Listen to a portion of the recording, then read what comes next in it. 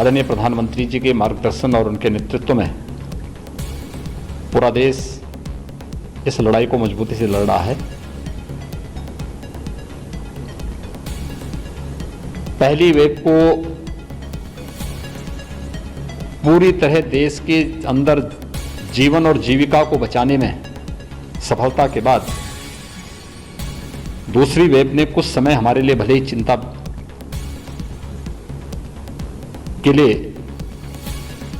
एक अवसर दिया हो, लेकिन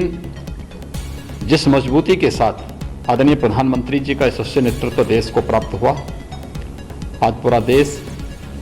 दूसरी लहर को भी पूरी तरह नियंत्रित करने के नज़दीक है। आज आदरणीय प्रधानमंत्री जी की जो महत्वपूर्ण घोषणाएं हैं, जिसमें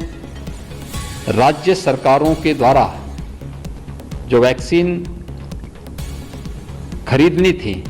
और राज्य सरकार को 18 से 44 वर्ष की आयु के युवाओं को वैक्सीन देने के लिए जो स्वतंत्रता दी गई थी,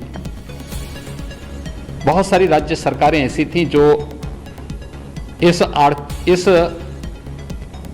अर्थ को वहन करने में दिक्कत महसूस कर रही थी।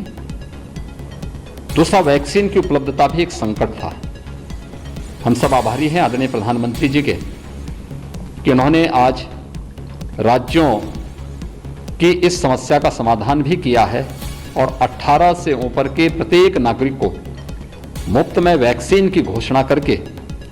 21 जून से इसे देश के अंदर लागू करने के लिए आज पूरे देश को प्रधानमंत्री जी ने आश्वस्त किया है। इसके साथ ही गरीब कल्याण पैकेज के अंतर्गत मई और जून का खाद्यान्न पूरे देश के अंदर प्रतिमाह 80 करोड़ लोग प्राप्त कर रहे हैं। हर गरीब के प्रति अपनी संवेदना को व्यक्त करते हुए संकट के समय किसी भी गरीब को भूखों न सोना पड़े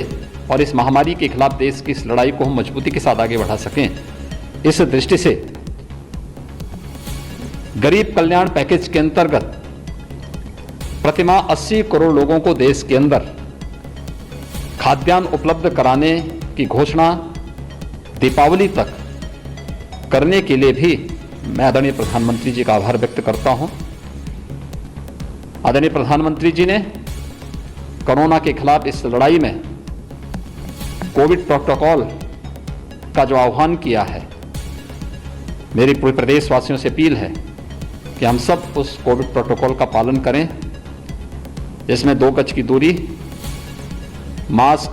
है जरूरी का पालन तो अनिवार्य रूप से है ही, लेकिन हम कोविड टेस्ट से न भागें। दूसरा,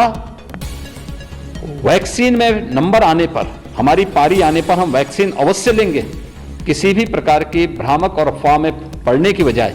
हम वैक्सीन लेकर के सुरक्षा कवच जरूर लें। मैं एक बार फिर से आदरणीय प्रधानमंत्री जी के देश के प्रति